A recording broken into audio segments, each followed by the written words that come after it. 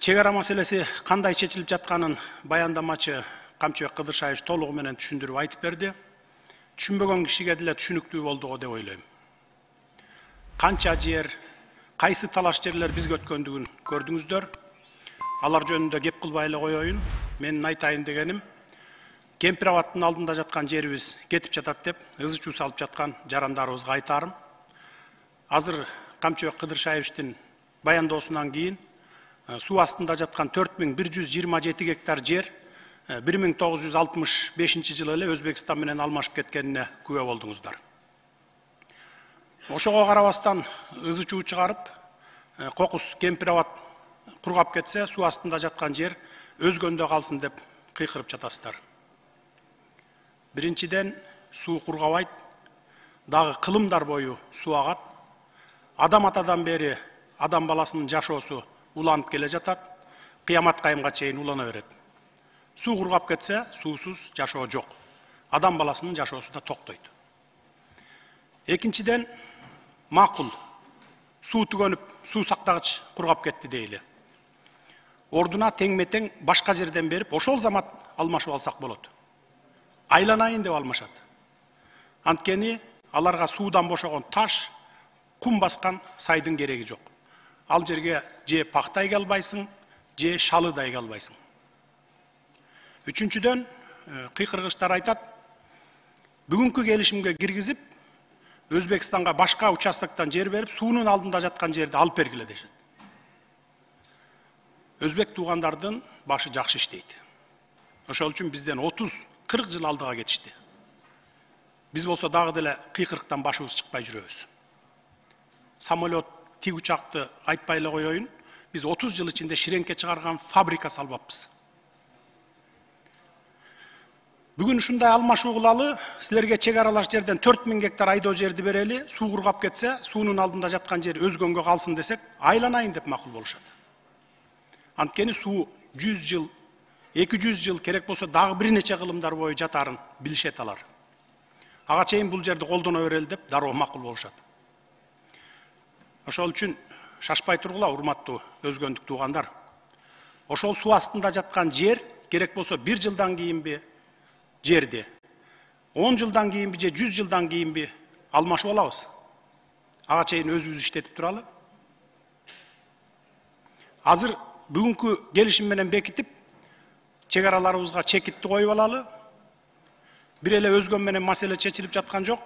Бүтүндөй Кыргызстан боюнча 1,5 миң километрге жакын чек ара маселеси чечилип, чекит коюлуп атат. Ал эми, урматтуу депутаттар, сиздерге кайрыларым, ушундай мамлекеттин тагдырын чечүүчү маселеге келгенде жоопкерчиликтүү мамиле кылсаңыздар.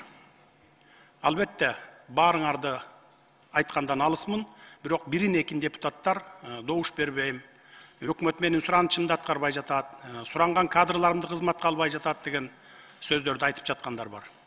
Эгер мен же министрлер кабинети жеке маселебиз менен келсек, мейли колдобой эле койгула.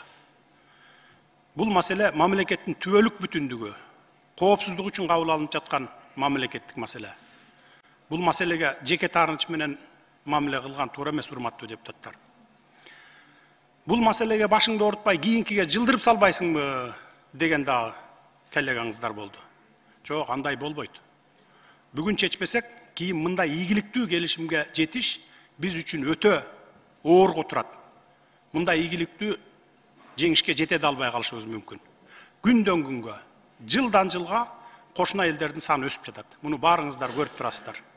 Жерлер тарып баратат. Кийин чечебиз деп калтырып койсок, ошол мезгилде 19 000 гектар жер эмес, 1 сотук жер үчүн кан төгүлөт. Буга чейин деле канча аскерлерибиз, жөнөкөй жарандарыбыз чек ара чырынан өлүп кетишти. Мына 30 жыл ичинде өзүңүздөр билесиздер. Популисттик кылып, же элдер кыйкырып жатпайбы деп элге шылтап, добуш бербей, кворум кылбай, отурумдан чыгып кетип жатканда депутаттар жок эмес. Мамлекеттин тагдыры чечилип жаткан маселеде андай кылбаңыздар. Бийликке оппозиция боло бериңиздер, бирок мамлекетке оппозиция болбоңуздар, сураныч.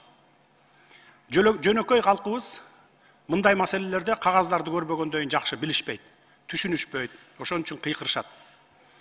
Сиздер көрүп атасыздар, мына далилдүү документтер колуңуздарда турат, архивдик документтер. Кимдер каршы кыйкырбасын, маселени терең изилдеп чыгып, мамлекетке пайдалуу келишим болуп жаткандан кийин жоопкерчиликтүү мамиле жасасаңыздар жакшы болот эле. Сиздерди эл мамлекеттин тагдырын чечет деп ишенип шайлаган. Анан ушул тагдыр чече турган маселеде мен ооруп жатам, же командировкага кетип калайын деп кетип калганыңар туура эмес. Бул эл ишенимине жоопкерсиздик мамиле, урматтуу депутаттар. Эч коркпоңуздар.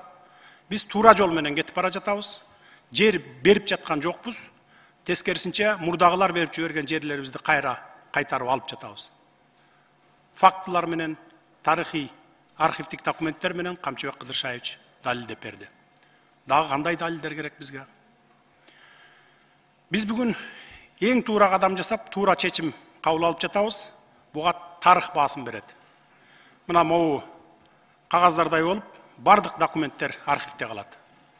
Ошондуктан бүгүнкү убактылуу жеке кызыкчылыктарды четке кагып, каршы чыгып жаткан саясатчыларга кошулуп алып, ушуну колдоп коеюн, досум болот эле деп чолок акылдык кылбастан түбөлүктүү Кыргызстанды ойлойлу. Ошол үчүн бул маселеге жоопкерчиликтүү мамиле менен добуш беришиңиздерди суранам, урматтуу депутаттар. Рахмат.